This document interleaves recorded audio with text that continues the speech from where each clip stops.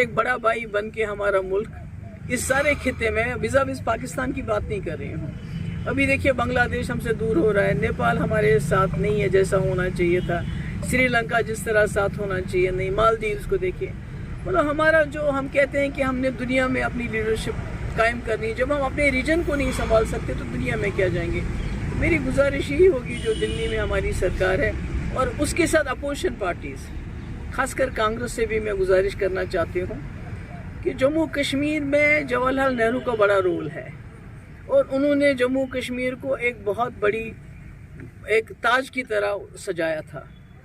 तो आज वो ताज चकनाचूर हो रहा है, तो आपको भी जिम्मेवारी बनती है कि इस वक्त अगर गवर्नमेंट ऑफ इंडिया ने एक सीज़ फायर किया है तो बजाय इसके कि उसमें आप उसको हर वक्त ये ताना दो कि आपने सीज़ फायर क्यों किया, कैसे किया। सीज़ फायर हो गया तो कम से कम हमारे लोग अपने घरों में वापस जाने के लायक हो गए हैं। तो मुझे लगता है कि देयर शुड बी, पहले जिस तरह एक राय बनी पहलगाम के बाद, सारी पार्टीज इकट्ठे हो गई और गवर्नमेंट ऑफ इंडिया को बोला कि आप जो एक्शन लेना चाहते हैं ले लीजिए। आज मुझे लगता है सारी पार्टीज को इकट्ठा होना चाहिए और अमन कैसे कायम हो इस खित्ते में, किस तरह पीसफुल मीन से जम्मू कश्मीर के लोगों तक you can reach out to the people of Jammu and Kashmir, how we can peace restore within this region. मुझे लगता है उसके लिए कंसेंसस बनना चाहिए। जो वॉर मॉन्गरिंग है, ये जो जंगी जुनून है, मुझे लगता है इसको ख़त्म करना चाहिए।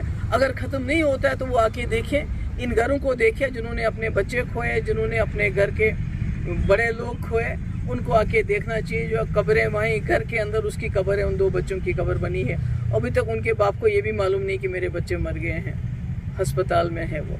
तो ये इतनी बड़ी ट्रेजेडीज़ हैं, तो मुझे लगता है कि इन ट्रेजेडीज़ को आगे के लिए अवॉइड करने के लिए ऐसा ना हो, मुझे लगता है हमारे मुल्क को एक पेशरफ्त करनी पड़ेगी और अमन का रास्ता ढूंढना। जो पहलगाम में हुआ बहुत बुरा हादसा था, दहशतगर्दी कोई भी बर्दाश्त नहीं करेगा, मगर जितना इन मीडिया चैनल्स ने माहौल बनाया जंग के लिए, मुझे समझ नहीं आती why they are so blood thirsty. ये देखते नहीं कि हमारे बच्चे, हमारी औरतें, हमारे लोग जिनका कोई लेना देना नहीं जंग के साथ, वो किस तरह यहाँ किस तरह घर उजड़ गए हैं, बर्बादी हो गई है, कहाँ से बनाएंगे।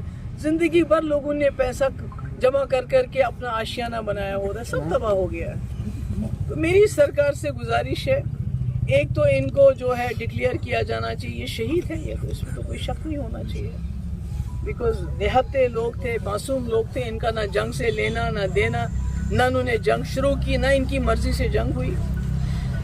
दूसरा ये है कि जो मकान डिस्ट्रॉय हुए हैं, कम से कम 50 लाख रुपए मिलना चाहिए। जो मकान जिनके बिल्कुल तबाह हो गए हैं, जिनका रिपेयर है, उनका भी उसका कम से कम 50% मिलना चाहिए।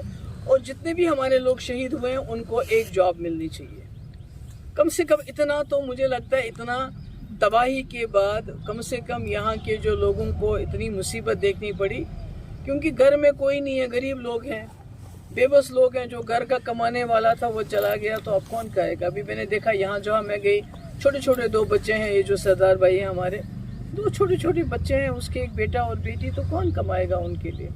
तो मेरी सरकार से यही गुजारिश है कि इसमें इनको बड़ी अच्छी तरह से रिहैबिलिटेशन पैकेज होना चाहिए।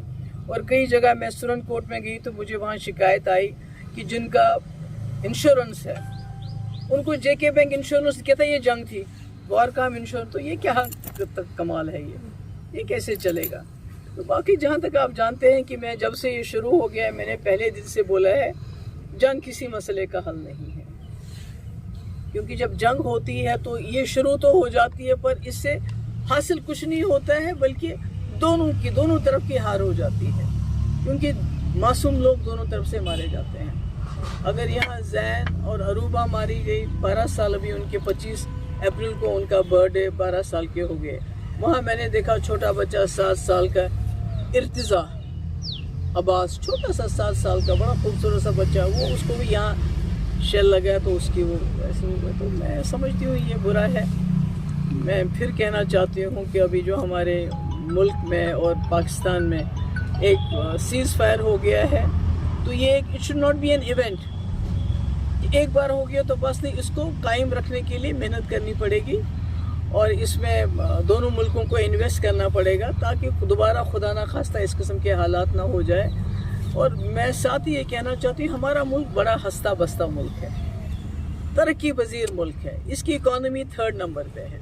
It's like an elephant. Economic میں یہ ایلیفینٹ، جیسے ایلیفینٹ چلتا ہے ویسے ہندوستان چلتا ہے، مگر یہ جو بیڑی ہے اس کے پاؤں میں، یہ جو ایک سمسیا ہے جس کو واجپئی جی کہتے تھے کہ ہم کشمیری کی سمسیا کا سمادھان انسانیت کے دائرے میں کریں گے، تو میں سمجھتی ہوں کہ کشمیر کو صرف ٹیرر کی نظر سے نہیں دیکھنا چاہیے، سیکیورٹی کی نظر سے نہیں دیکھنا چاہیے، انسانیت کی نظر سے دیکھنا چاہیے، اور اس کا حل بھی انسانیت کے حساب سے ہی